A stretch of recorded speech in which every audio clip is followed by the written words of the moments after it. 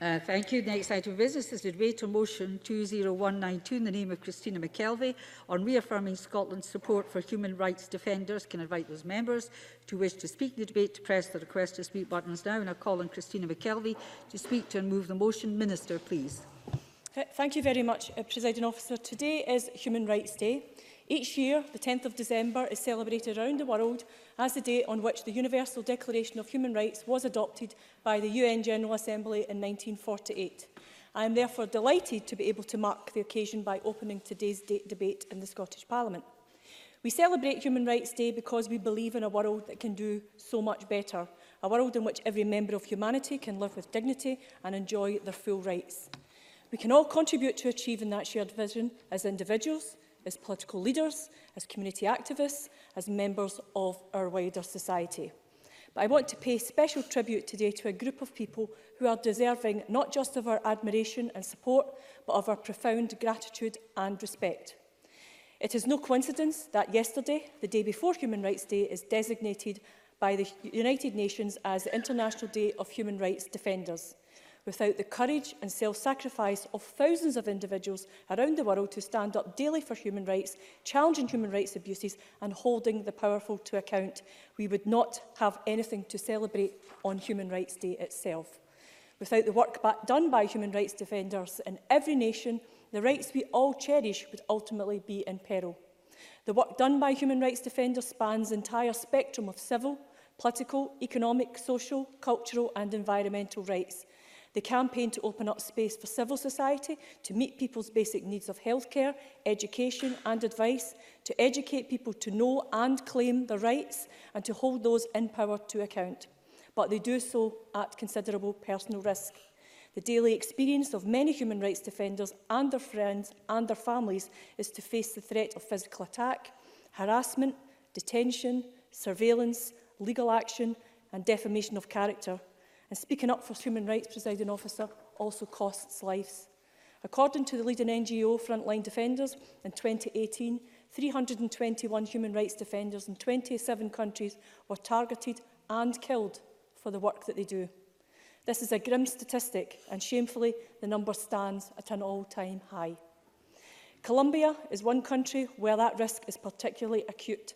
Of the 321 defenders killed in 2018, over one-third, 126 people were killed in Colombia. Indeed, in Colombia alone, 59 human rights defenders have been killed in the first 6 months of 2019. Death threats against human rights defenders have increased by 75%. Presiding Officer, in October, I had the great pleasure of meeting 2 inspirational human rights defenders from Colombia, representing the communities that live along the banks of the River Atrato, the Cocho region in Colombia. This is one of the poorest parts in the country and home to the Indigenous and Afro-Colombian communities. These communities depend on that river for sustenance, health and sanitation, but the river also underpins their spiritual and cultural lives. Their way of life is under threat from conflict, mining activity and environmental degradation. In one of the world's top 10 biodiversity hotspots, the river has become a toxic dumping ground for pollution from illegal mining. Local people face intimidation from paramilitary groups and increasingly serious threats to both their health and their environment. But local communities have now taken the initiative, establishing the Guardians of the Atrato in order to uphold a landmark ruling from the Colombian Constitutional Court. In 2017, the court ruled that the Atrato River must be safeguarded, together with the biocultural and human rights of local communities. The ruling placed direct responsibility on the Colombian government to ensure the river's protection, maintenance, conservation and restoration.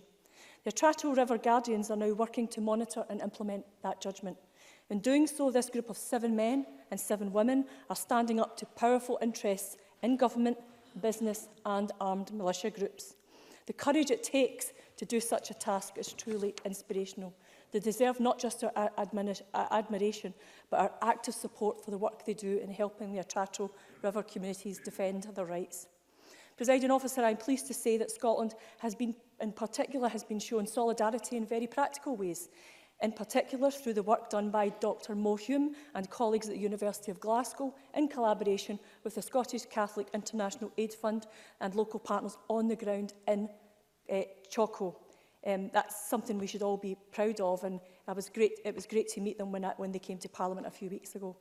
In Scotland, we are also acting to demonstrate solidarity with human rights defenders through the work of our Scottish Human Rights Defender Fellowship.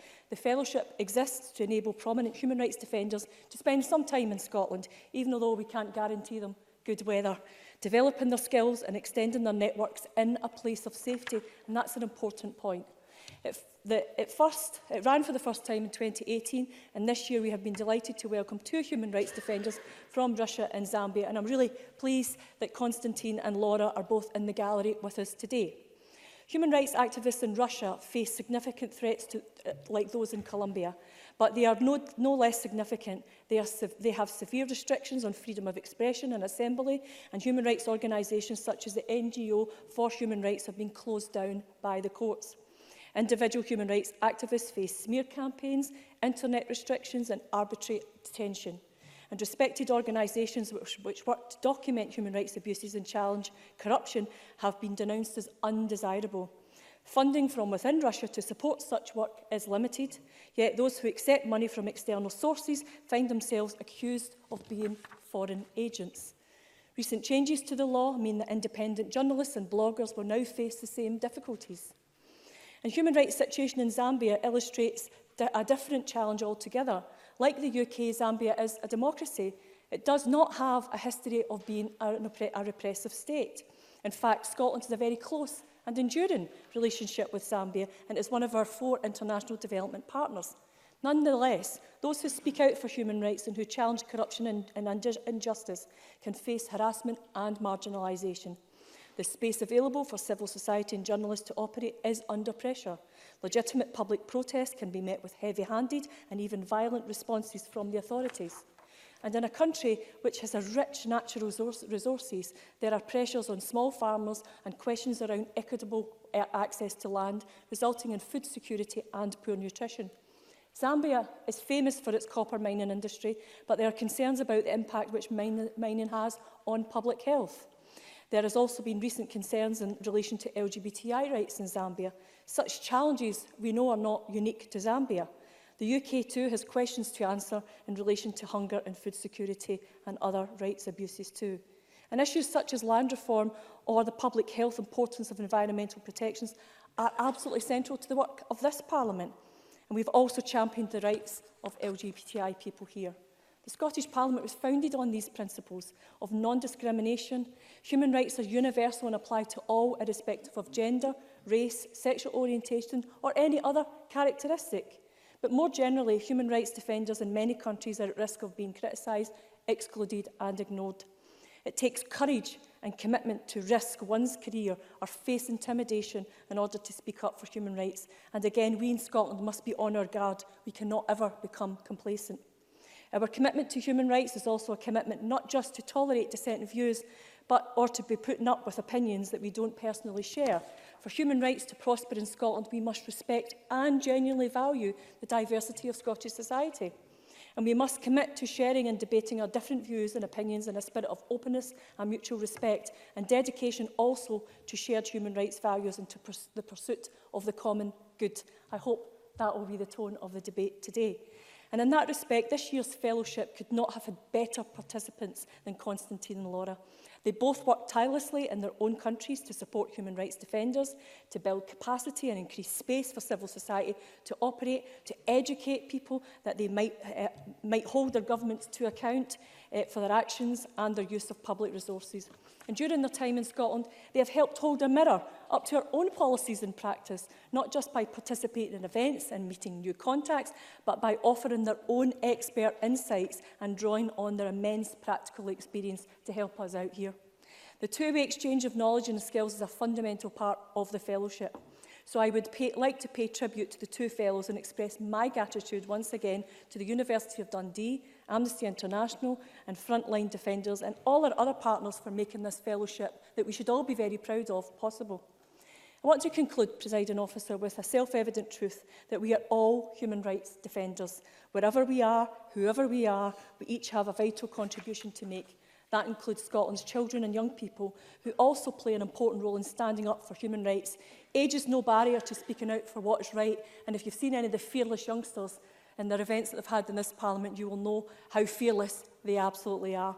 So I was particularly pleased last week to meet Ravati Campbell and Gavin Stewart and Becky White from the Scottish Youth Parliament, who were able to come to Butte House and meet with the fellows last week. We might not all face the same threats as the Atrato River Guardians, or be in a position to undertake work on the scale with the sophistication of Constantine and Laura, but we should all be inspired by their examples. We all have a part to play. Human rights defenders teach us the importance of standing up for human rights. In this Parliament, across civil society and throughout Scotland, we all have a duty to raise our voices in support of the visions that we share. That vision is for a Scotland and a wider world that truly lives up to that promise of the Universal Declaration of Human Rights and secures fundamental human dignity for every member of humanity. Presiding Officer, on Human Rights Day 2019, I once again commend the vision of this Parliament, and I move the motion in my name. Thank you. Thank you very much, Minister. And I call on Annie Wells to open the Conservatives. Miss Wells, please. Thank you, Presiding Officer. I'm grateful to have the opportunity to open on behalf of the Scottish Conservatives in today's important debate, reaffirming our support for human rights defenders. Some of the bravest people in the world, that is Amnesty International's description of these individuals, who are courageous in the face of threats, harassment, detention and physical attacks. Yet they remain determined in their fight for a freer and fairer world where human rights are protected for everyone. Sadly, as we've heard from the Minister, 2018 has seen the highest number of human rights defenders killed on record. According to data collected by Frontline Defenders, 321 individuals in 27 countries were targeted and killed.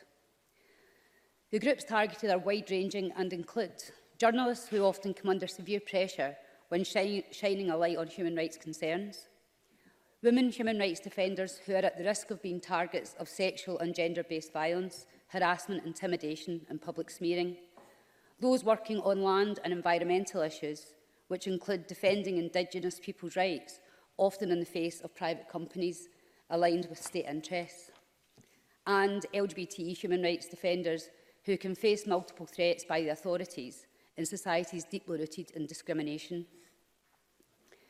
Actions have been taken to protect and aid human rights defenders across the world. The United Nations adopted the Declaration on Human Rights Defenders, and the Declaration states that defenders have a right to defend human rights, associate freely with others, document human rights abuses, seek resources for human rights work, criticise offending government bodies and agencies, and access protection from the UN and regional mechanisms. Although the Declaration itself is not legally binding, several states have in recent years adopted laws that explicitly protect human rights defenders. In North and South America, the Inter-American Commission on Human Rights established a special unit to protect defenders in 2001. The rapporteurship on human rights defenders closely follows the situation of all individuals who work to defend rights in the region. Similarly, the African Commission on Human and People's Rights appointed a special rapporteur on human rights defenders for the region. Their mandate includes examining the situation of human rights defenders in Africa, submitting reports to the African Commission, developing strategies to better protect human rights defenders, and promoting the implementation of the UN Declaration on Human Rights Defenders. And within our own country, the Foreign and Commonwealth Office have a long history of supporting human rights defenders. In 2013, the UK became the first state to adopt a plan with specific commitments in relation to the protection of human rights defenders working in the fields of business and human rights. The plan stated that government would instruct embassies and high commissions to work with host governments, UK businesses, trade unions, NGOs, human rights defenders, academics, lawyers and other experts so that they can help inform companies on the human rights risks they face, as well as supporting civil society and trade union efforts to effectively promote the protection of human rights defenders who are actively engaged on issues relating to business and human rights. This summer, the UK Government renewed these commitments with the publication of its most recent Human Rights Defenders Policy Paper. It outlined the importance of human rights defenders to the UK and ways in which the UK Government can support them. The paper included numerous pledges such as using all routes, bilateral and multilateral, to create stronger global standards to support and protect human rights defenders, and to provide practical in-country support, taking into account the local context and the wishes of human rights defenders. The UK has a proud tradition of strong democratic values, and I welcome the UK Government's renewed commitment to promoting universal human rights, with individuals and communities able to challenge, discuss and debate freely and safely without fear of attack. And this work is vital across the world. Defenders are facing prosecution every day in their efforts to protect human rights across the globe. Take the case of Asa Solomon in Egypt. Asa bravely speaks out for victims of torture, domestic abuse and rape. She co-founded the Centre for Egyptian Women's Legal Aid Assistance and Lawyers for Justice and Peace to give legal aid, support and literacy lessons for women in poverty and survivors of abuse.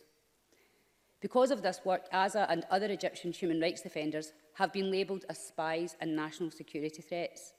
They have been targeted with smear campaigns and government surveillance, and security forces and pro-government media constantly harass them.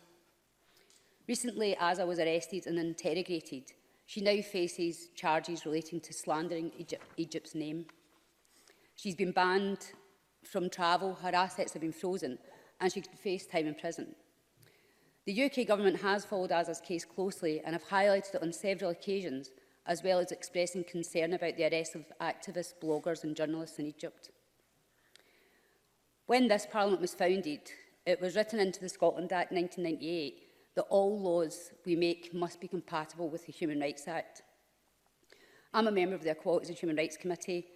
Last year we carried out an inquiry into how to embed human rights in into the Scottish Parliament so that it could be compatible with this principle.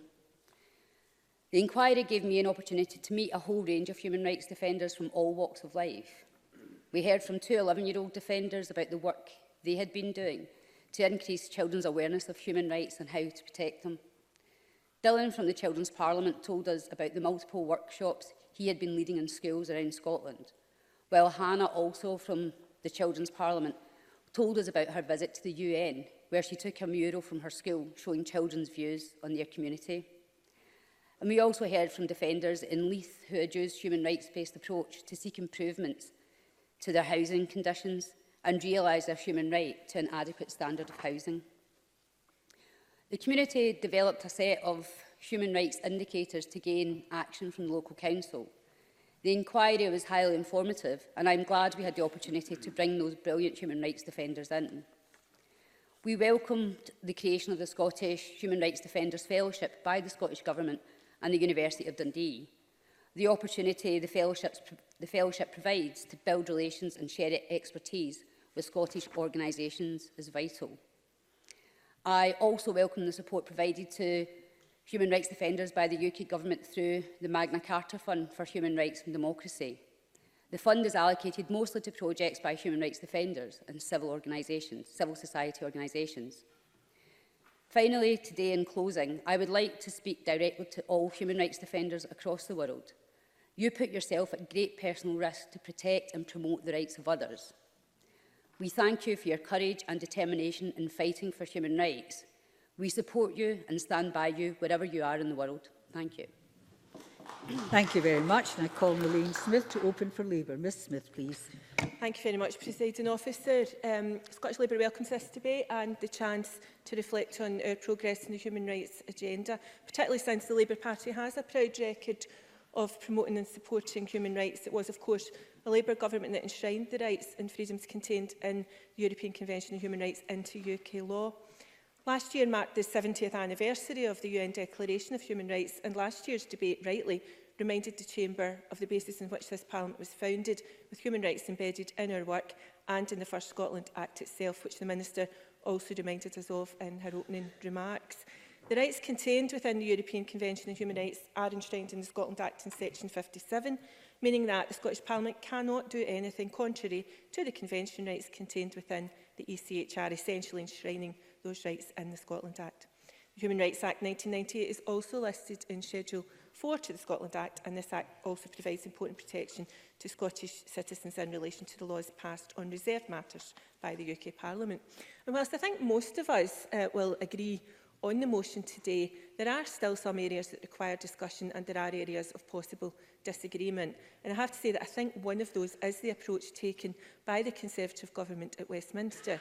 Whilst they might have dropped proposals to repeal the Human Rights Act 1998 and replace it with a British Bill of Rights, the current language used by the Conservatives speaks of a pledge to update the HRA. And sadly, I'm afraid that given the track record so far, I really doubt if that would be an improvement or a strengthening of rights. Presiding Officer, undoubtedly we have to remain alert and stick to the pledges made in this Parliament, ensuring that we adhere to the principles on which our Parliament was founded and to the right of everyone to live in dignity and to be treated with respect. And the challenges have certainly not diminished over the last 20 years. The first Scottish National Action Plan, SNAP, was published on International Human Rights Day in December 2013, and that was widely commended, including internationally. The Scottish Human Rights Commissioner took a leadership role in bringing together people with lived experience of human rights issues, representatives of public bodies and civil society organisations, as well as the Scottish Government. And that action plan ran for 4 years, and SNAP 2 has now been drawn together and is out for consultation.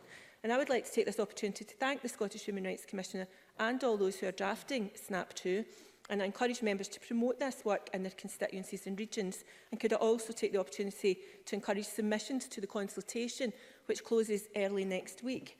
Only by ensuring the widest possible engagement can we involve all of Scotland's citizens in advancing the human rights of all. Government, of course, has significant responsibility, as do parliamentarians in our scrutiny and advocacy roles, but every family, every community and each individual should have an interest in learning about and standing up for everyone's human rights. Achieving this approach to human rights is not and has not been straightforward, and making progress for some cannot be at the expense of others, and care must be taken with respectful discussion and thorough scrutiny at all times. The SNAP 2 action plan includes a recommendation to, and I quote, pursue and advocate for the incorporation of the right to an adequate standard of living and other economic and social rights, including getting cross-party support for this agenda.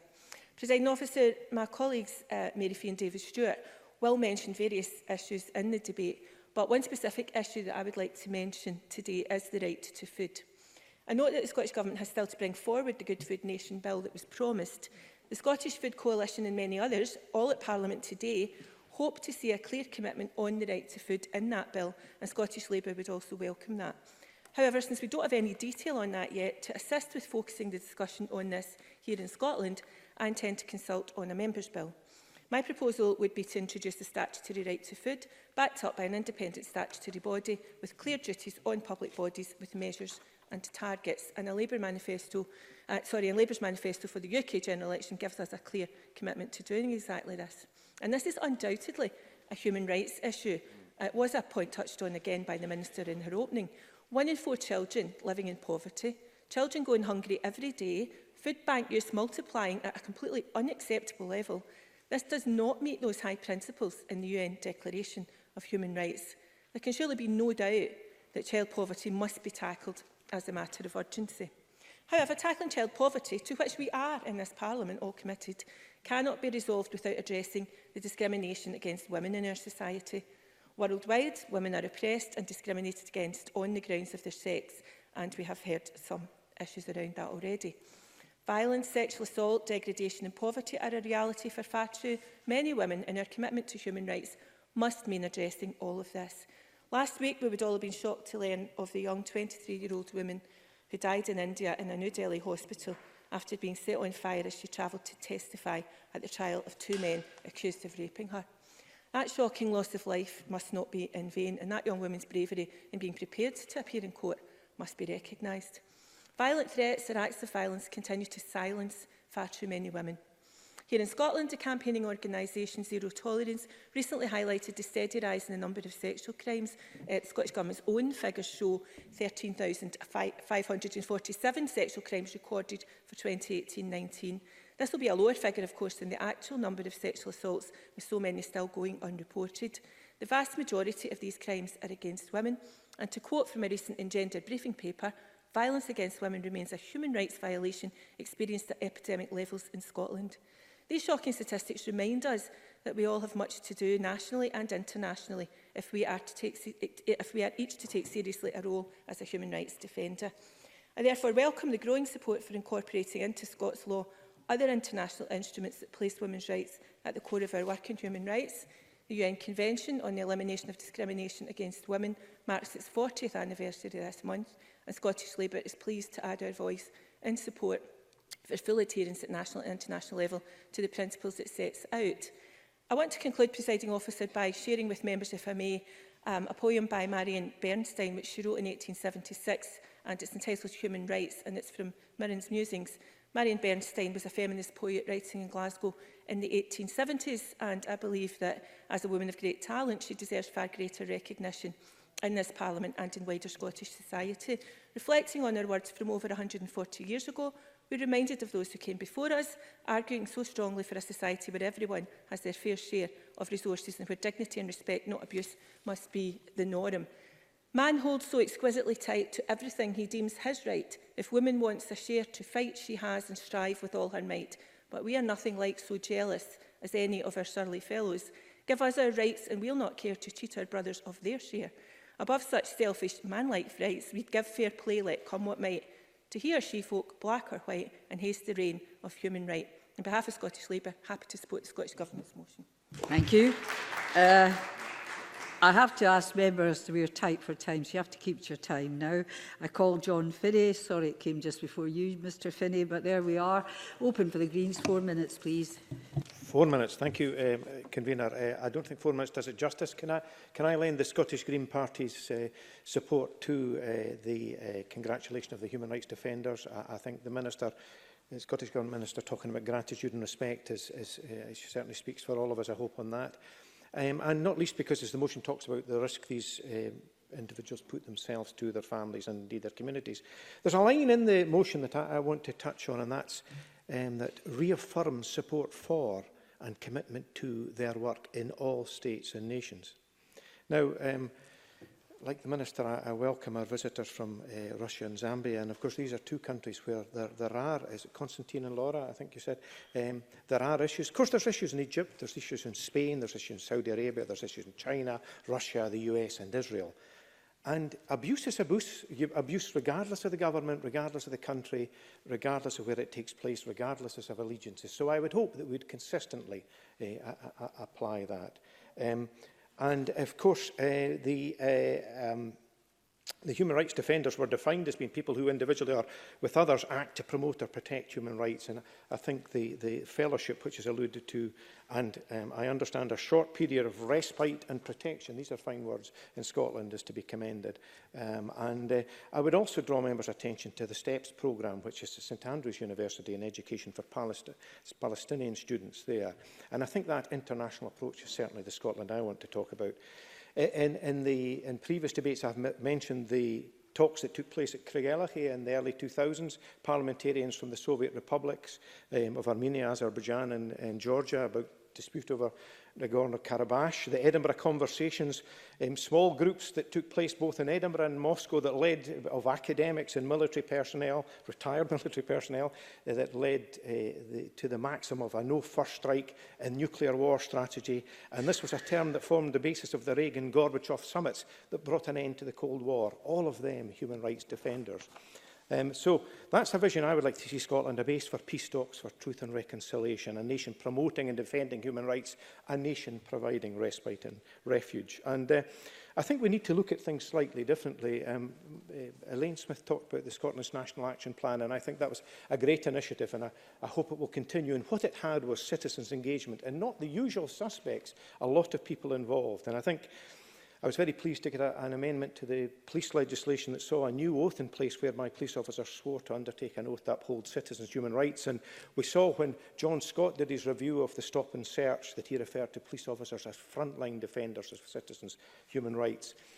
And that's not a situation we see elsewhere, whether that's Spain, Israel or Russia, where police are used as instruments of the state, as others have talked about. And the targeting of journalists is another concern that's been referred to by members, an attack on the truth. They wish to distort the situation.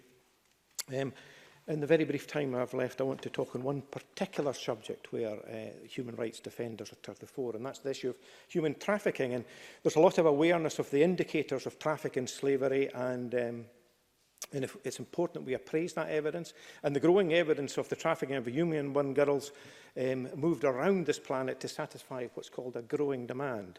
That's fueled by misogyny. And I just wonder if we need to look at all our policies around that, look at our approach to prostitution, whether that's helping or hindering the situation. Again, the reference was made to zero tolerance and the figures and the disproportionate impact that that can have on women and young girls. So I commend the frontline defenders, the Tara, Scottish Women's Aid, Raid Crisis, Police Scotland indeed. We know about controlling and coercive behaviour that applies in domestic violence. That's also a feature of human trafficking, whether that's young women being trafficked into prostitution or young footballers from Africa. So human rights are nothing if the state cannot evidence that they are responding to abuses, and I support the government's motion today. Thank you. Thank you. And Mr Finney, my apologies, I've now been told there is something like 5 minutes in hand, so intervene to your heart's content if you wish. You're all on alert. Otherwise, open speeches of 4 minutes with time for interventions. Rona Mackay to be followed by Alexander Stewart, please. Thank you, Presiding Officer. It's of course entirely correct that the Parliament highlights the International Day of Human Rights Defenders each year in December to reaffirm Scotland's support for human rights. Presiding Officer, this year marks 21 years since its adoption by the UN General Assembly. It's a sad fact that today, in 2019, human rights defenders are more needed than ever before, with many countries throughout the world being in the grip of right-wing governments and dictators who inflict pain and suffering on those trying to uphold the principle of human rights for all.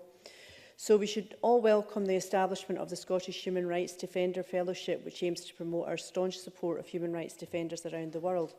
This is a major initiative introduced by the Scottish Government and Amnesty, which aims to provide human rights defenders with a short period of respite and protection in Scotland while they conduct research and interact with students, staff, civil society and government across Scotland. Participants will spend 3 months here, combining study at the University of Dundee with a chance to build relationships and share expertise with our excellent Scottish human rights and equality organisations.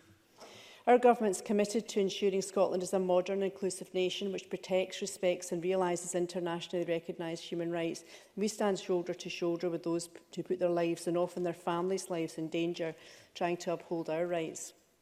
The 2019-20 programme for government reiterates the Scottish Government's commitment to developing a statutory human rights framework for Scotland, which will be progressed by the National Task Force for Human Rights Leadership, co-chaired by the Cabinet Secretary for Social Security and Older People, Professor Alan Miller.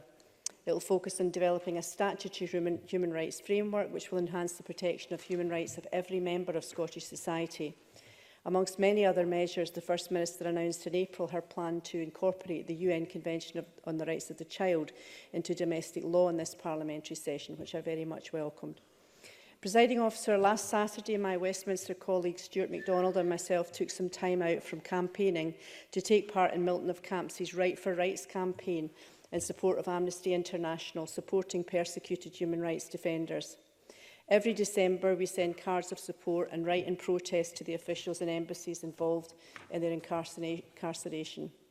I have to admit that this year I did hesitate to commit time in the weekend before a general election, but I realised that I had the luxury of being able to make that choice, whereas the people we were contacting had no choice. Their liberty had been stripped away simply for speaking out against injustice. People like Yasaman Aryani, who on International Women's Day this year walked through a train carriage and handed out flowers with her hair uncovered. She spoke of her hopes for a future where women could have the freedom to choose what they wear and they could walk together, quote, me without the hijab and you with the hijab. This was seen as an act of defiance. In April, she was arrested and sentenced to 16 years in prison, of which she must serve at least 10 years. Or Sarah Mardini and Sean Binder, who are in trial for helping to save the lives of refugees in Lesbos. They were imprisoned on charges of spying, people smuggling and belonging to a criminal organisation. They spent more than 100 days in prison before being released on bail. If found guilty at their trial, they could face 25 years in jail. Sean says, humanitarian work isn't criminal, nor is it heroic. Helping others should be absolutely normal. Presiding Officer, time doesn't allow me to highlight the many similar horrific cases highlighted by Amnesty International. Most involve children and young people and are quite frankly heartbreaking. So in conclusion, we know that a hard exit from the EU will adversely affect human rights in the UK, and Scotland's democratic right has been breached by a Westminster government who ignored the wishes of Scotland's people to remain in Europe. That's why more than ever now we must stand up for human rights defenders who strive to restore dignity, respect and justice to those most in need in our country and throughout the world. Thank you. Alexander Stewart, followed by Annabel Ewing. Thank you, Deputy Presiding Officer. I'm delighted to be able to contribute in today's debate on reaffirming Scotland's support for human rights defenders on International Human Rights Day. Their efforts to defend civil, political, economic, social and cultural rights can make a real difference to lives of some of the world's most vulnerable individuals and people. As many of us know, they have been described by Amnesty International as some of the bravest people in the world. The sensitive nature of their work means that human rights defenders and people close to them ensure that families can be targeted and that kind of abuse takes place within their own communities and within their own families.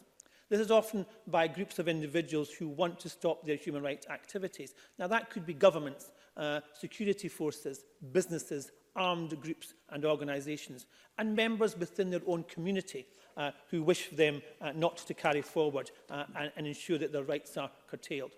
It's important that we identify that the power that individuals and organisations have, if they believe that power is being compromised or their reputation is being called into question, that's when human rights defenders come to the fore and they will tackle and take on, sometimes ensuring that their own safety is put at harm's way and they can be attacked for defending that.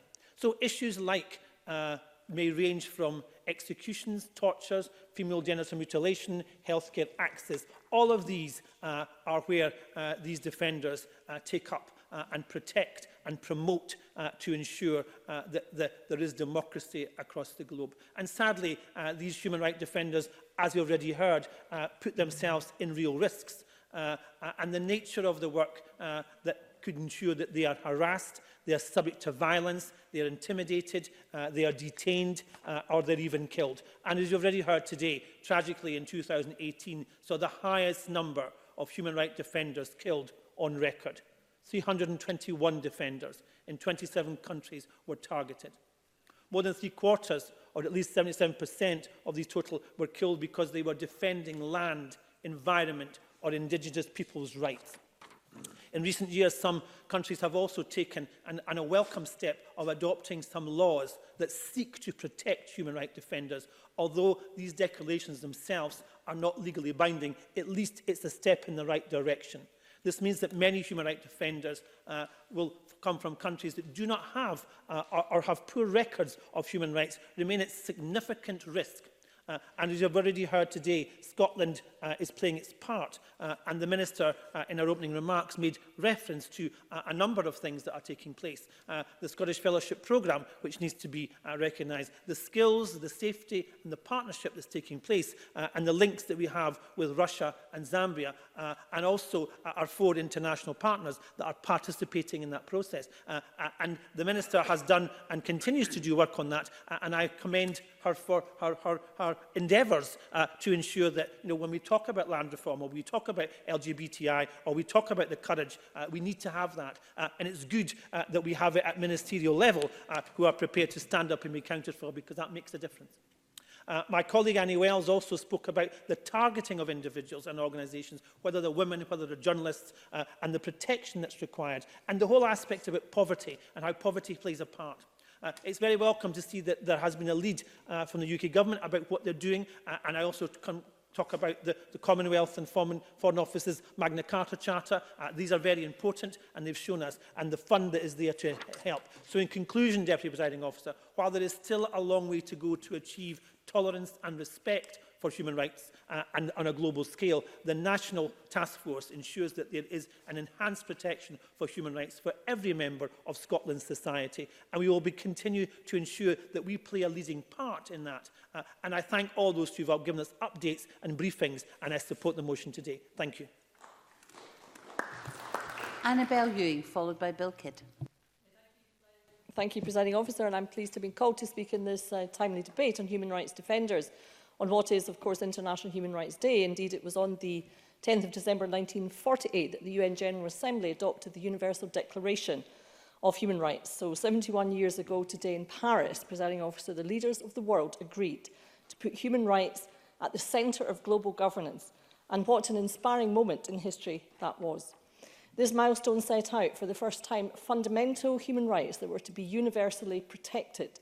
And Article 1 of the UN Declaration famously provides, and I quote, "All human beings are born free and equal in dignity and rights." The Declaration goes on to list a whole series of rights that are deemed to be inalienable human rights, including freedom of conscience, of expression, equal protection under the law, the right of asylum from persecution, the right to education, the right to own property, the right to work, as well as, of course, the right to life. What prescience was shown in the drafting of the Declaration and the tenets set forth form the backdrop of all international discourse to this day. But, Presiding Officer, as we all know too well, infringements of human rights take place day and daily across the globe, including, of course, it has to be said, in the economically advantaged and developed countries of the West. That is an indictment of our world in the 21st century and requires, as a response from all countries and all citizens, a determination to be vigilant in defence of human rights at home and abroad. And that is indeed the genesis of the 1998 UN Declaration on Human Rights Defenders, adopted on the eve of the 50th anniversary of the UN Declaration of Human Rights. The Human Rights Defenders Declaration reminded the world that the responsibility to protect human rights lies with all of us, and that every person can and should be a human rights defender. Sadly, although the Declaration outlined the duties of states to protect human rights and to respect the work of human rights defenders, Amnesty International report that, in fact, over 3,500 such defenders have been killed since 1998.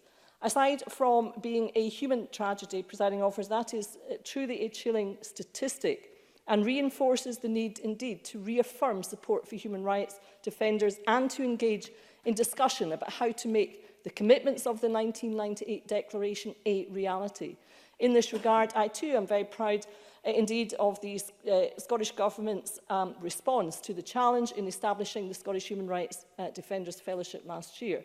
As we have heard, this is a 3-month semester at Dundee University where successful candidates have the opportunity in a place of safety to carry on their important work, which otherwise would often be carried out at great personal risk.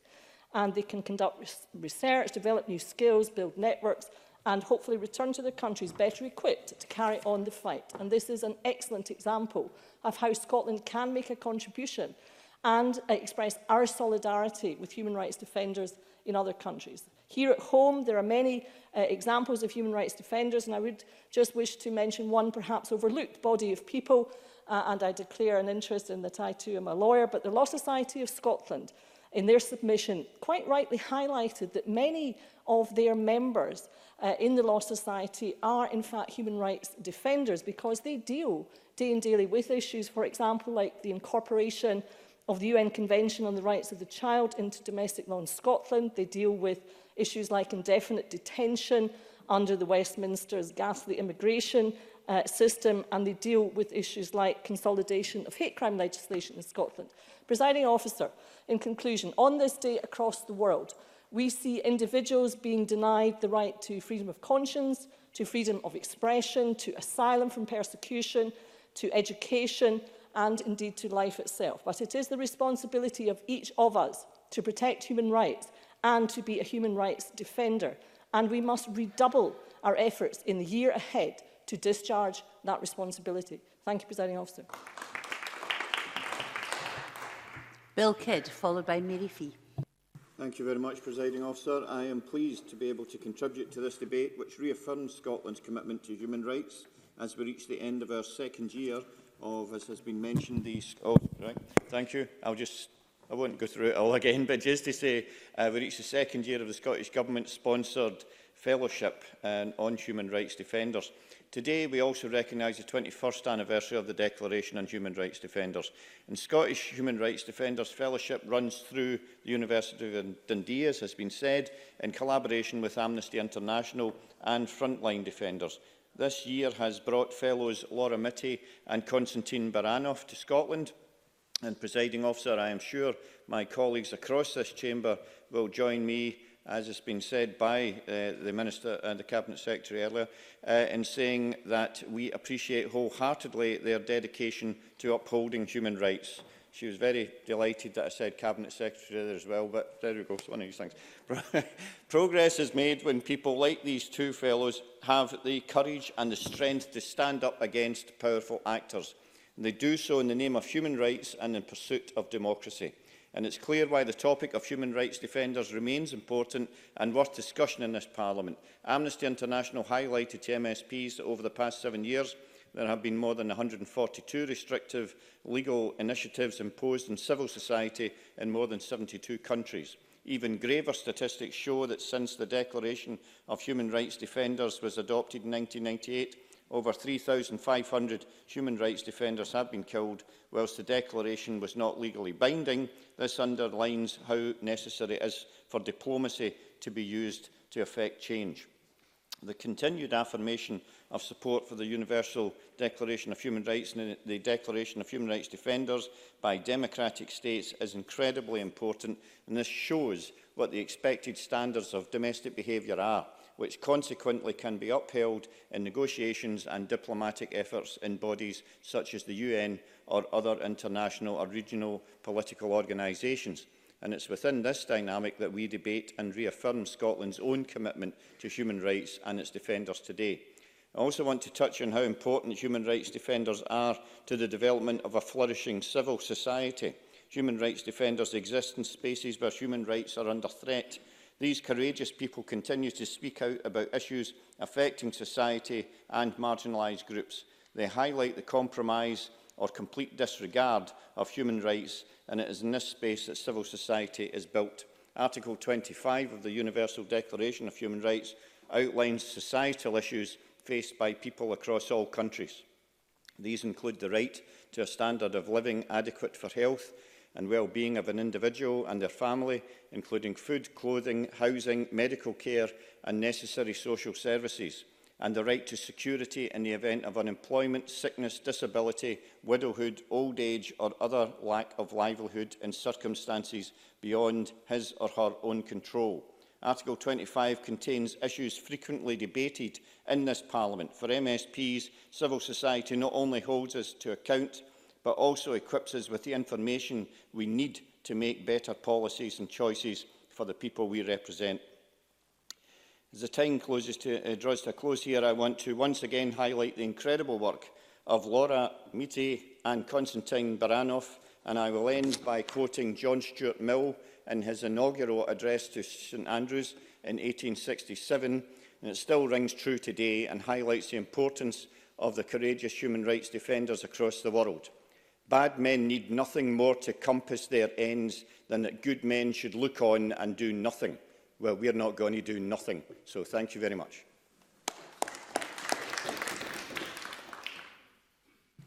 Mary Fee, followed by Joan McAlpine. Thank you, Presiding Officer.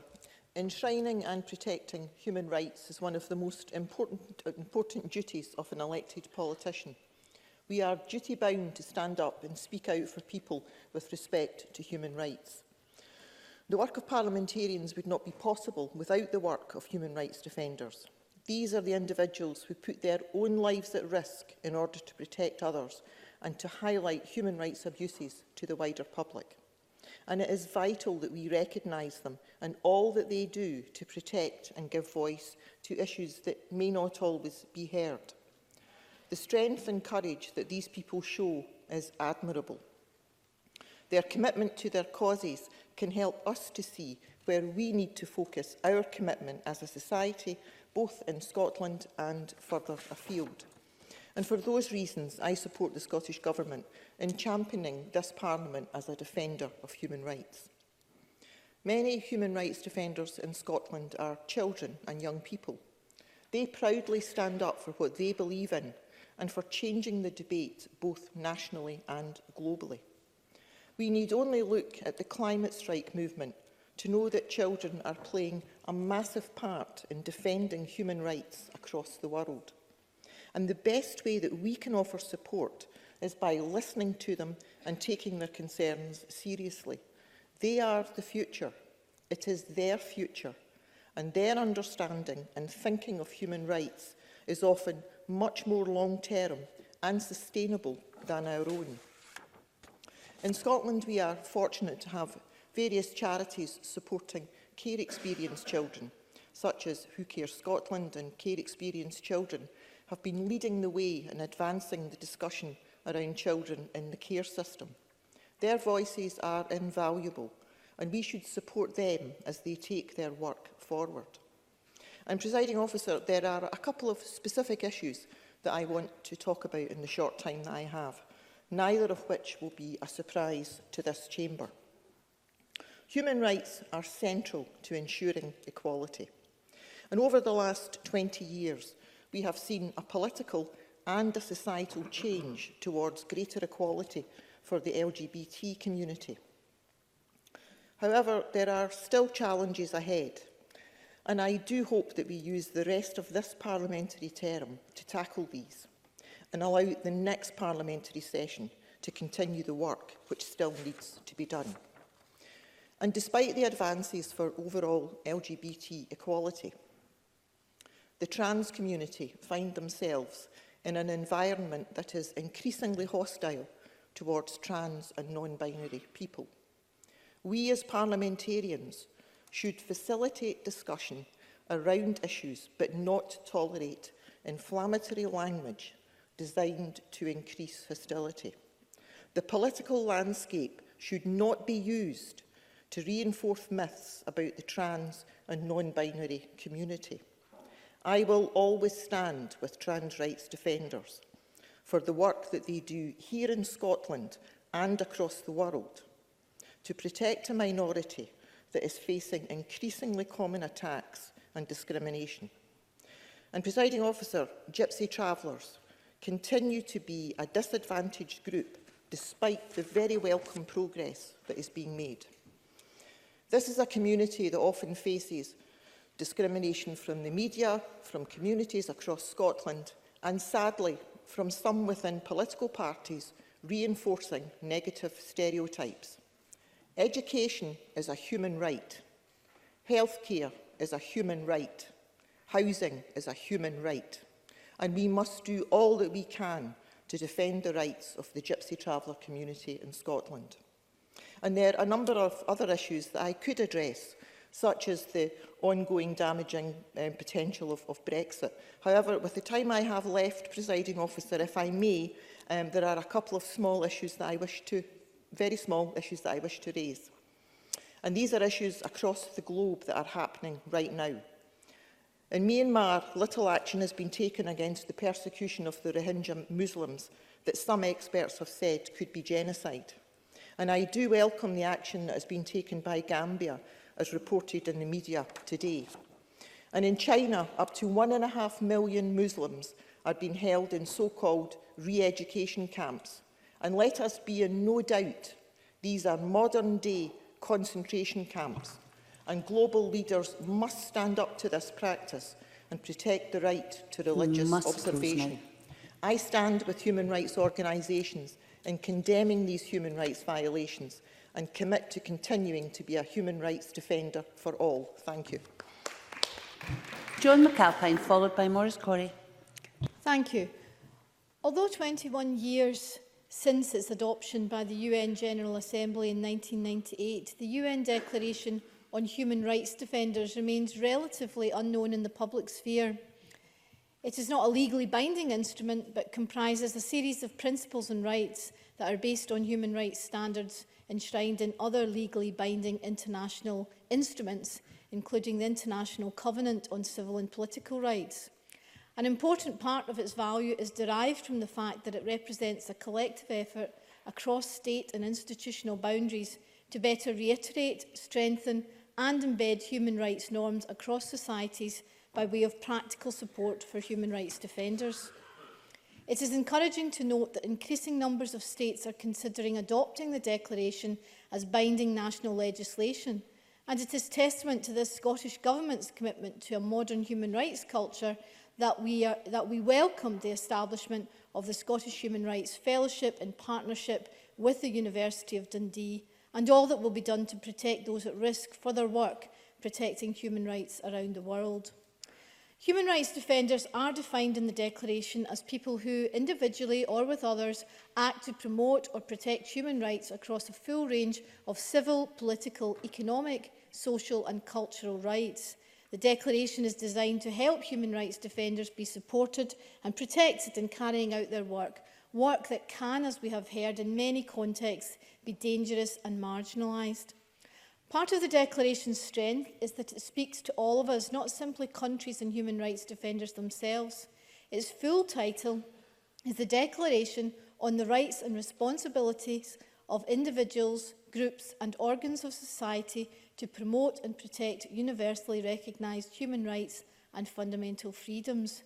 It reminds us that we all have a part to play. Everyone who cares about strengthening the evolving human rights culture in Scotland is deeply concerned about the threat posed by Brexit. It is a deep concern that the EU Withdrawal Act 2018 could allow the removal of the EU Charter of Fundamental Rights from our domestic law, and that the Scottish Government's opposition to this was brushed aside. If Brexit goes ahead, human rights protections enjoyed currently by British citizens will cease to exist or be watered down in significant ways across areas of life, including healthcare, social security and privacy. I welcome the preemptive steps that have been taken by the Scottish Government to ensure that the National Task Force for Human Rights leadership considers the best way to enshrine EU Charter of Fundamental Rights values in Scots law. This action sends a strong message about where we stand, but the threat to Scotland's evolving human rights culture does not stop with the EU Withdrawal Act 2018. Former Prime Minister Theresa May was unequivocal that she wanted the statute book torn up on human rights, advocating repeal of the Human Rights Act 1998 and an abandonment of the European Convention on Human Rights. The ECHR, in contrast to the Declaration on Human Rights Defenders, is a convention that is very well known indeed in the public sphere.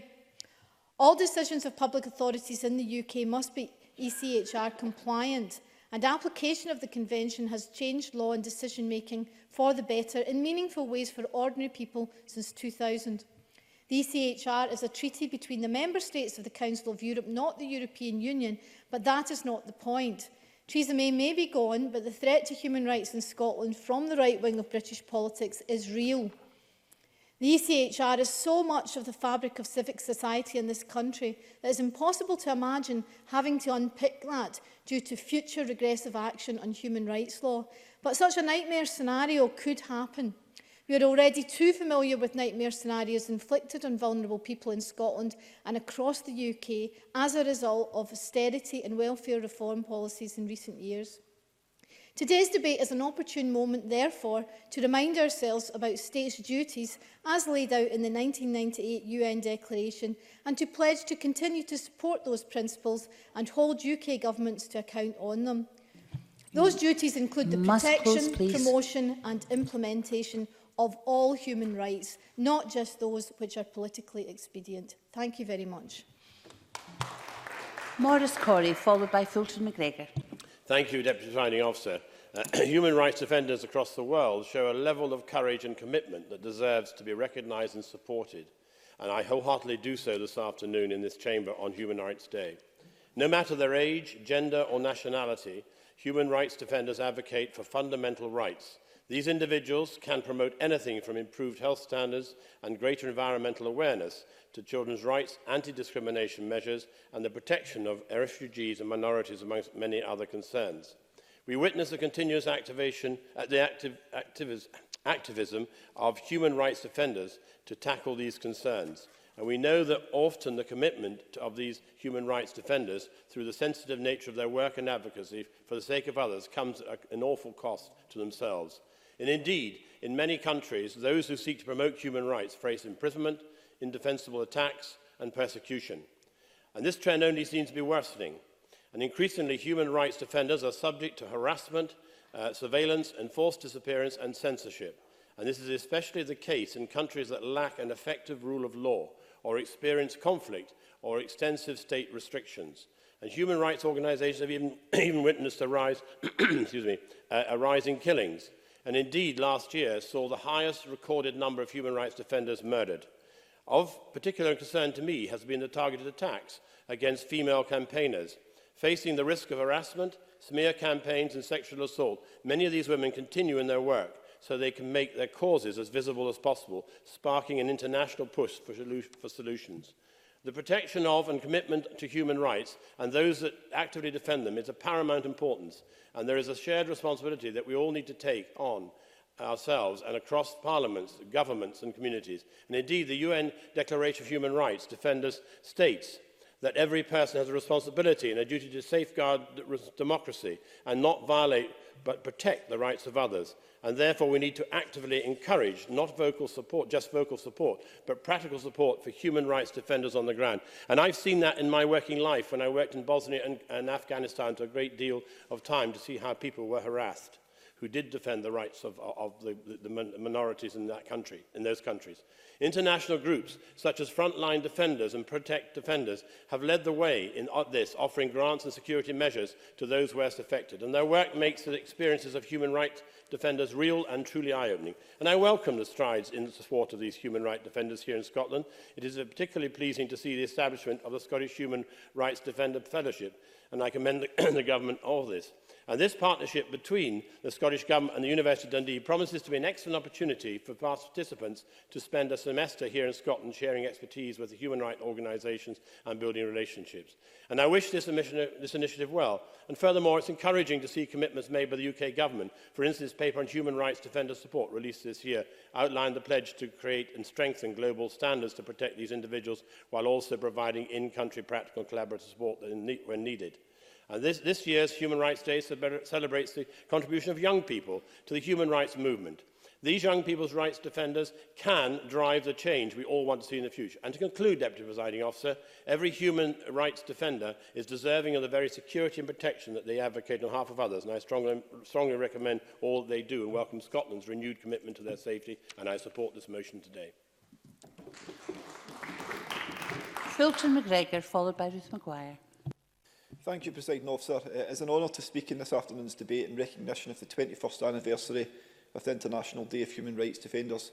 This SNP government, as we've heard, has dedicated itself to making sure our nation protects, respects and realises internationally recognised human rights. We all know that we cannot protect human rights in a vacuum, and I welcome the Scottish Government's commitment to demonstrating this leadership both at home and abroad. Scotland should aspire to be a champion of human rights in the global community, and this government has sought to promote international human rights standards in a manner that has a practical impact. As already mentioned today and is described in the motion, the recent establishment of the Scottish Human Rights Defender Fellowship is but one example of how the Scottish Government have worked in partnership with other organisations to ensure we are part of a modern, inclusive nation, and we should all welcome and celebrate this initiative. And the Minister talked earlier in her opening speech about, and others have mentioned it too, about children in human rights, being human rights defenders. And last year, during the equivalent debate, I mentioned one young person, Ryan McShane, from my constituency of Coatbridge and Christen, who's been very active human rights defender, and I think there's no reason why I shouldn't take this opportunity to mention him again, not least should I say, Presiding Officer, because I was chatting to him yesterday while the First Minister was visiting Coatbridge about this particular debate, and I think he'd be the first to hold me to account if I didn't mention him again in some of the work he's been doing, as I said that I would. Ryan, as some people know within the Chamber, particularly the Minister, is a care-experienced young person who has been actively defending human rights and holding decision-makers to account for some time, as he demonstrated last year when he addressed the First Minister and the Parliament. He has regularly, on various occasions, bravely spoken about the trauma of his past experiences in the foster care system, which involved him having many different placements before finding a family who have provided lasting love, happiness and understanding. And I want to take the opportunity to pay tribute to his foster carers and to all those carers across the country, including kinship carers who give children the chance to reach their potential. Care-experienced young people have the right to have a family like the one Ryan has. It should be the norm, a fundamental right. Presiding Officer, as others have already mentioned in their speeches, either going into detail or remarking on it, and I think that's been partly to do with the 4-minute time allocation. I do think it's important, given the climate that we're in, that we raise the issue of the ever-present and imminent exit from the EU and its potential to adversely affect human rights in Scotland and the rest of the UK while in the hands of this particular Tory government. And before anyone from the Tory benches to my left accuses me of fear-mongering, allow me to remind the Chamber that during his tenure as the Secretary of State for Justice, Michael Gove had stated that he wanted to, and I quote, limit the use of human rights laws to the most serious cases. His predecessor, Chris Grayling, is also on record saying that he believed that the European Court of Human Rights did not, and I quote again, make this country a better place. On top of all this, remember that the EU Withdrawal Act 2018 prevented the EU Charter of Fundamental Rights remaining a part of domestic law. Presiding Officer, these beliefs, combined with isolationism from progressive developments at EU level, will corrode our existing protections and make it more difficult to implement EU equivalent standards. The best way to prevent this is, of course, remaining in the EU, but if that does not come to pass, then Scotland must retain both the EU Charter of Fundamental Rights and the European Convention on Human Rights as a minimum, as this is the best way to ensure existing human rights laws are protected. In conclusion, Presiding Officer, the Scottish Government and the most recent UK Government have two hugely differing opinions on how important the protection of human rights are in this nation. I believe the Scottish Government is taking the right approach, and we must be vigilant toward any policies that seek to undermine human rights in any way. And I want to again close by thanking human rights defenders across the world for the risks that they take and to reaffirm my support for today's motion. Thank you. The last of the open debate contributions is from Ruth Maguire. Presiding Officer, I share our Government's commitment to ensuring Scotland is a modern, inclusive nation which protects, respects and realises internationally recognised human rights. 9th of December is the International Day of the Human Rights Defenders, and 2019 marks the 21st anniversary since the adoption by the UN General Assembly of the UN Declaration on Human Rights Defenders. Those who defend human rights across the globe often do so at incredible risk to themselves and their families.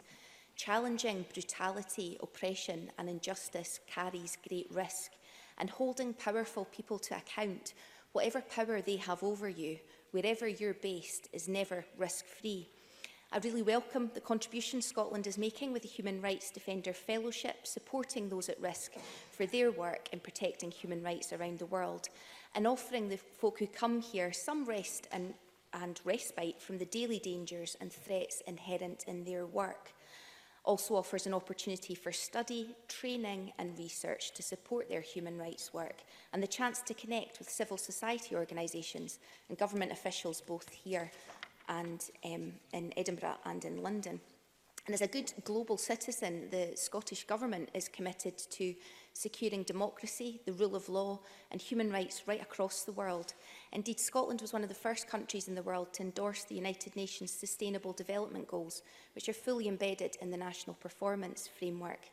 I asked the Cabinet Secretary for Culture, Tourism and External Affairs this month about Spain's conviction of the Catalan leaders Jordi Sanchez and Jordi Cuixart for sedition, deemed by Amnesty in violation of human rights, as legitimate acts of protest and the rights of freedom of expression and peaceful assembly had effectively been criminalised by Spain. I was glad to have the reassurance from the Cabinet Secretary that the Scottish Government will always seek to raise human rights with foreign governments, including the Spanish Government, when opportunities arise. It's so important that Scotland uses its influence wherever possible and acts as an example of best practice when it comes to protecting and enhancing human rights, here and globally. Presiding Officer, we live in turbulent times in a world which many people's rights in many countries are under threat, and we in Scotland must stand in solidarity with those who seek freedom and justice through dialogue and democracy. Here in Scotland, there are a huge number of ways that the Scottish Government demonstrates a commitment to human rights in policy making and delivery. As we are debating here on the final day of 16 days of activism, I would like to recognise the good work in the Equally Safe strategy, but also acknowledge the work still to be done in gaining equality for women and girls. 90 women have been murdered by their partners so far this year. Violence against women is a violation of women's fundamental human rights. The right to life, the right not to be tortured or treated in an inhuman and degrading way.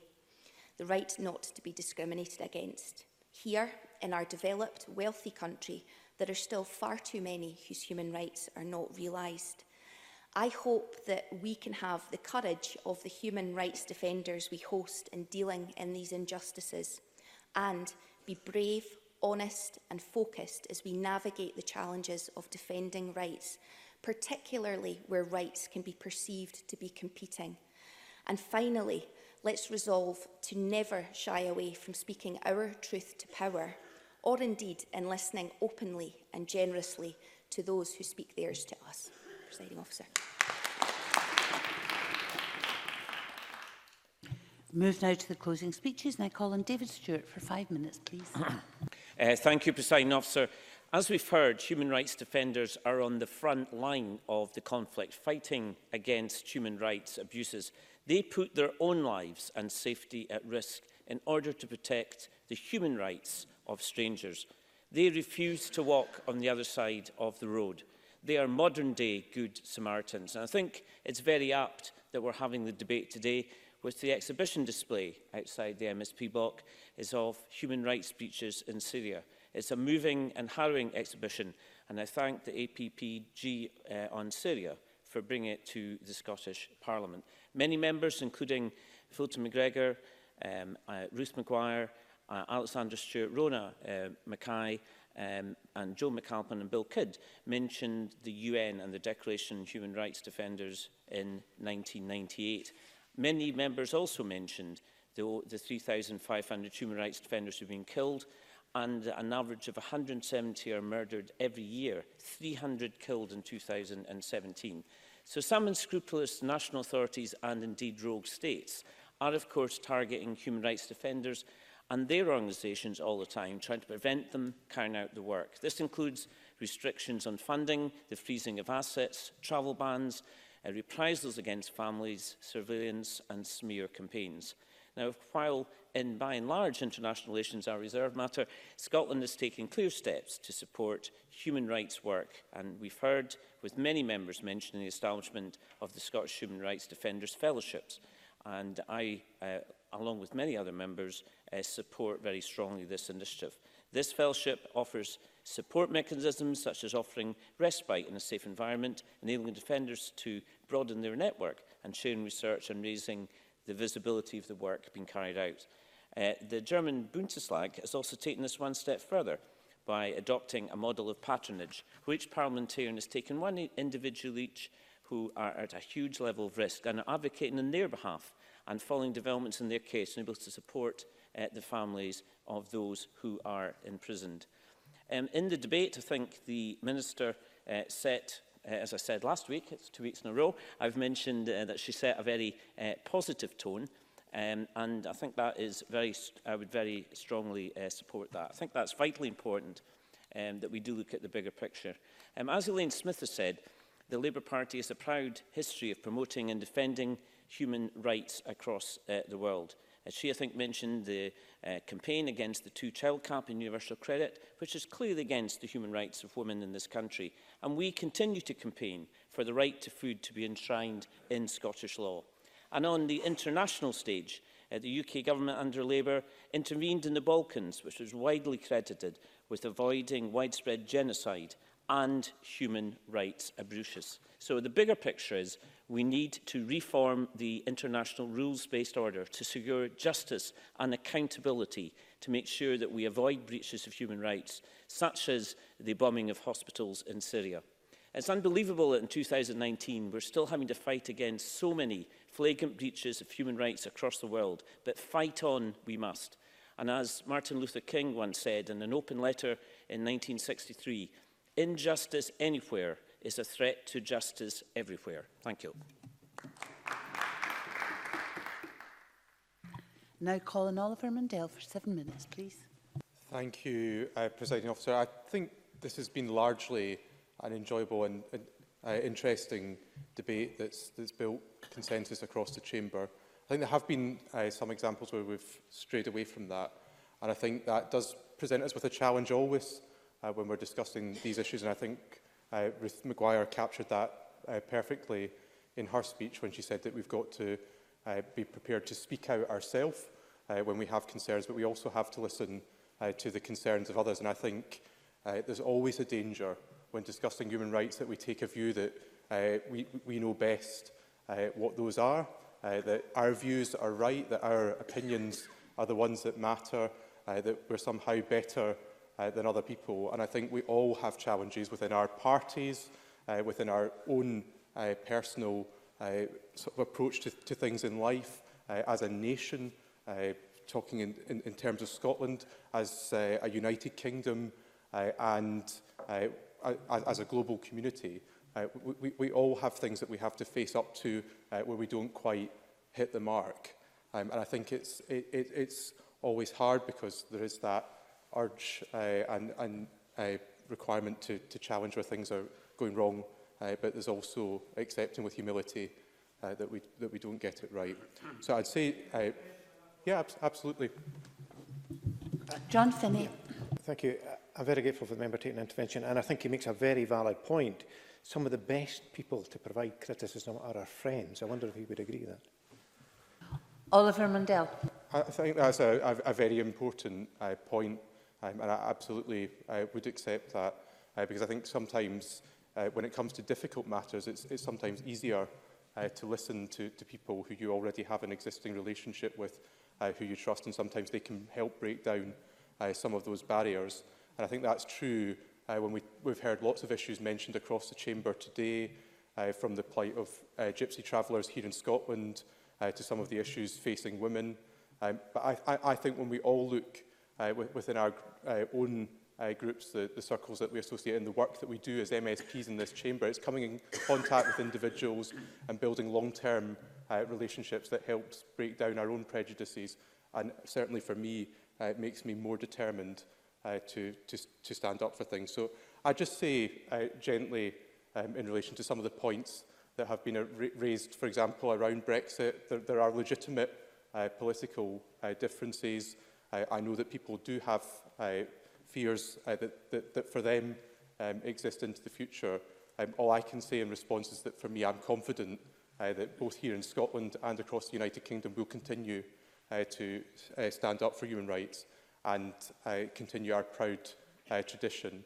And I think whilst it's tempting to make a great deal out of that issue, I think it is also important to remember that the decision to leave the EU, whilst we might not like it, came about as a result of a series of what I think were free and fair elections and a series of referendum.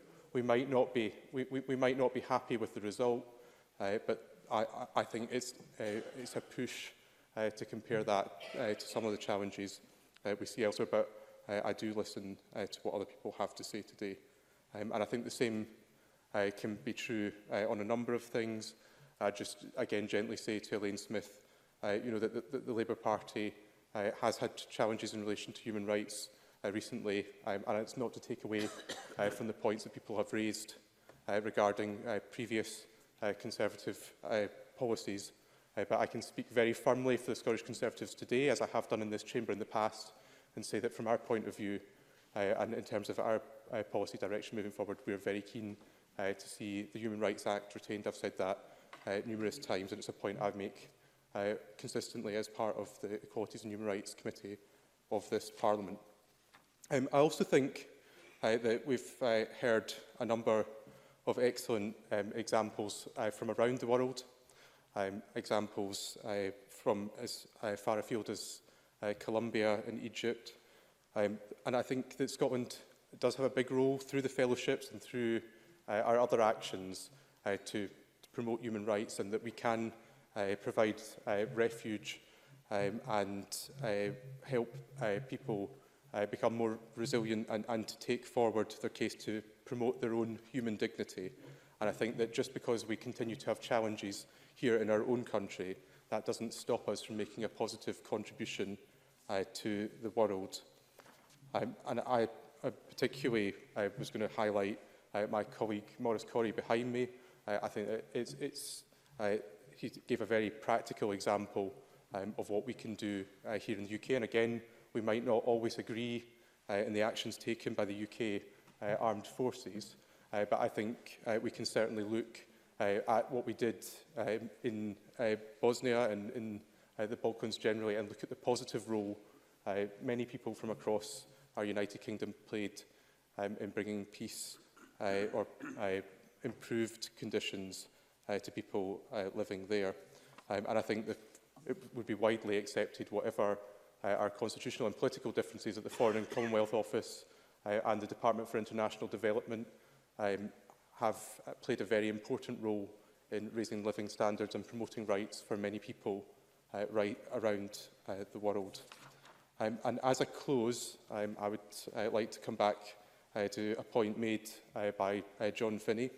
And I think it probably is, for me, the most important point of today, and it partly goes on to what Annabel Ewing had said around lawyers. And I think sometimes lawyers get a bad press, and sometimes we can see human rights as being too legalistic, and we can get a bit bogged down in that.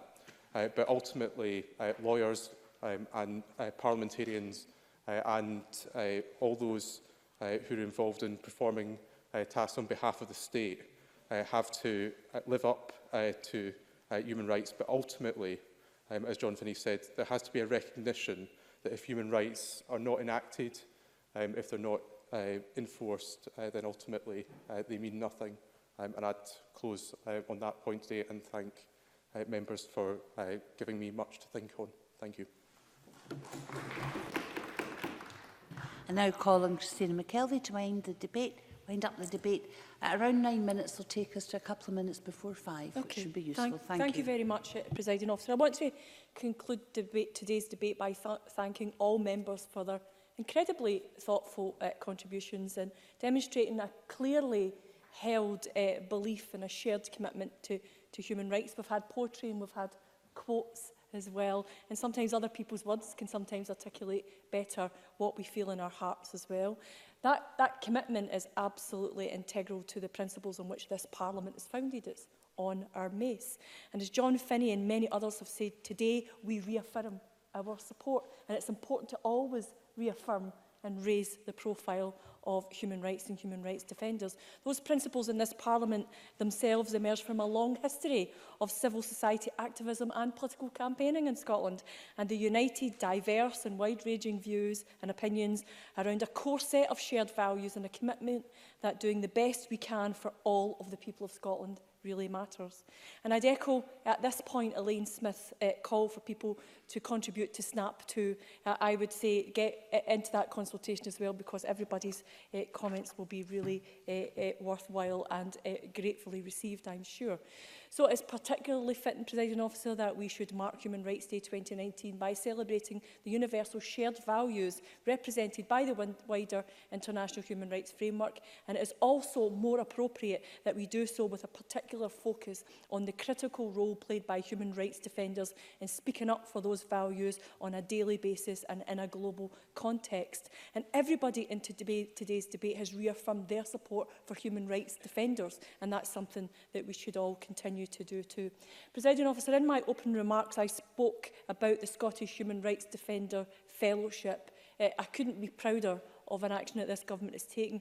It's just one way that we in Scotland are taking practical action to express solidarity with and demonstrate the support for human rights defenders. And Dave Stewart informed us about the work that's going on in the Bundestag, and be reassured that I'm keeping a close eye on all of that for a possible extension, maybe one day, to the work that we do as peer supporters in human rights defenders' work.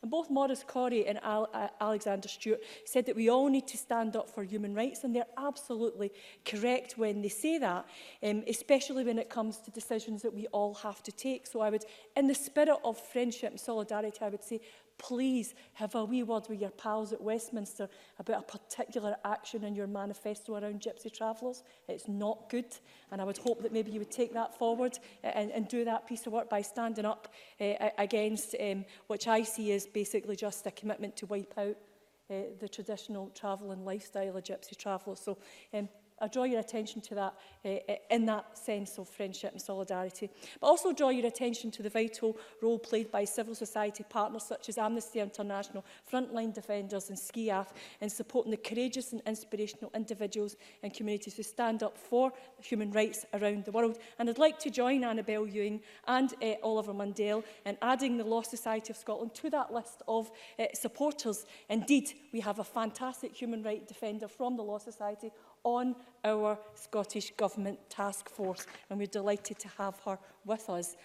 Presiding Officer, I met our two 2019 fellows and our key partner organisations again last week, just to thank them for taking part in the work that we are doing. And I know that as Laura and Constantine prepare to return home, they do so re-energised and further empowered, and with the knowledge that we in Scotland both applaud and support the work that they do.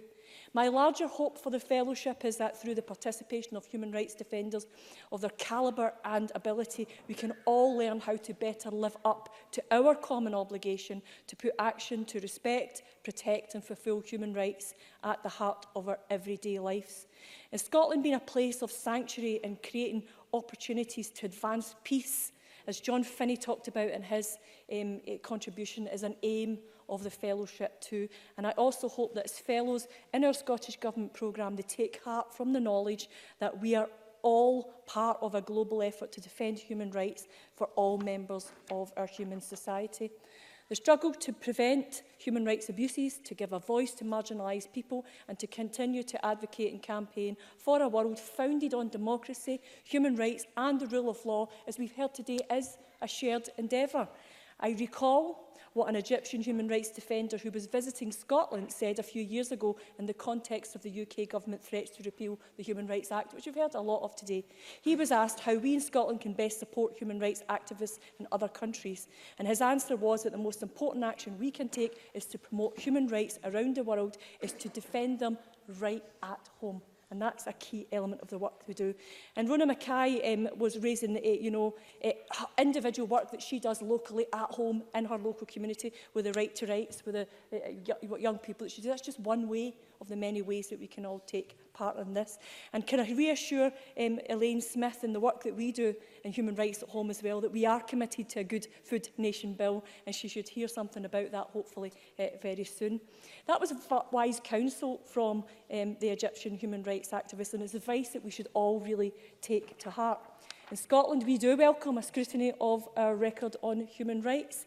And I hear Elaine Smith on the work that we still have to do around about violence against women and gender equality. And I hear the same calls from Ruth Maguire when she spoke about the 16 days.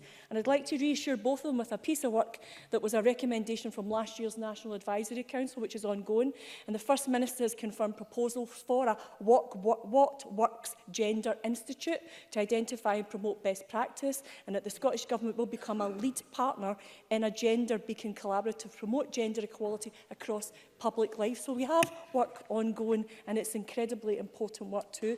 But we will not shrink from the duty which is incumbent on all members of the international community of nations to hold others to account for their own actions in implementing common international obligations, active participation in international processes, including the scrutiny exercised by committees and other institutions of the UN and the Council of Europe, is a fundamental part of our human rights commitment. And Fulton McGregor and Joan McAlpine rightly raised the very real risk and concerns about the loss of our human rights, the ECHR, due to the current UK government's obsession with Brexit. And our willingness to speak out in support of those who stand up for human rights in an individual capacity in defence of vulnerable and marginalised people is absolutely fundamental. John Finney raised the issue around about trafficking and domestic violence, and he will know that we do have some of the most world-leading legislation on this, but we should never be complacent and think that work's done. It's still a work in progress.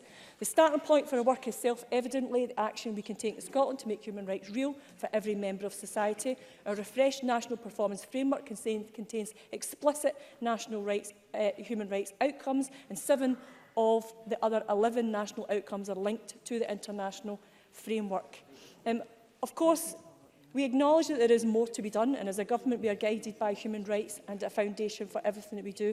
And can I reassure Mary Fee that in Scotland, when it comes to LGBT rights, we are absolutely advancing our proud record in LGBT rights. We want to modernise the existing process for obtaining legal gender recognition in line with international best practice in other countries. And this government intends to consult later this month, very, very soon, on that draft bill. So I would like to take that opportunity to reassure her. Presiding Officer, when it comes to children, oh my goodness, are they not an inspiration?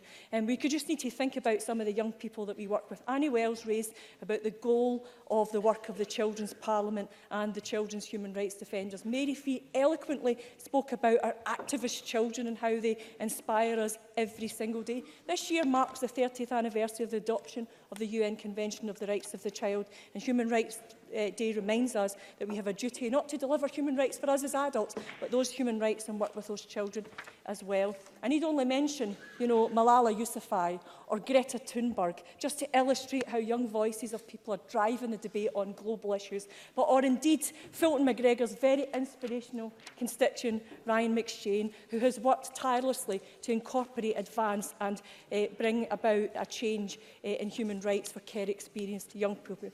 We have such an active community of children that it's absolutely inspirational to hear the work that they do. That's for one reason, Presiding Officer. The other reason I'm very proud of today's debate is that our members of the Youth Parliament had the opportunity to meet Constantine and Laura last week. And not only were they very inspiring, but they were very inspired by our own human rights defender fellows too. If we are truly to commit to the vision of a world where human rights are made real for every member of society, we must ensure that the voices of children and young people are at the heart and every stage of that. In conclusion, Presiding Officer, Ruth Maguire reminded us that holding powerful people to account can be a dangerous business. And as a government, as a parliament and as a nation, we should challenge ourselves to live up to a vision of a world founded on human rights values. Bill Kidd reminded us of the power of good diplomatic relations, and Ruth Maguire highlighted some of the issues faced by people in Catalonia. In Scotland, I believe we have a clear vision of a country that we want to be, a vision that is articulated in the Universal Declaration of Human Rights and firmly rooted in the international human rights framework that gives us that effect. That's why the work of the task force as discussed by Rona Mackay and her contribution will be absolutely pivotal. But focusing on John Finney's intervention to Oliver Mundell, sometimes the best advice that we can take comes from our friends. So in that spirit of friendship, I invite every member of this chamber to take a stand as a human rights defender and support the practical steps we need to take to overcome our own barriers and make our own vision a reality, not just for Scotland, but for the wider global future in which every member of humanity can indeed live secure in the knowledge that we are truly born free and equal in dignity and respect. Thank you.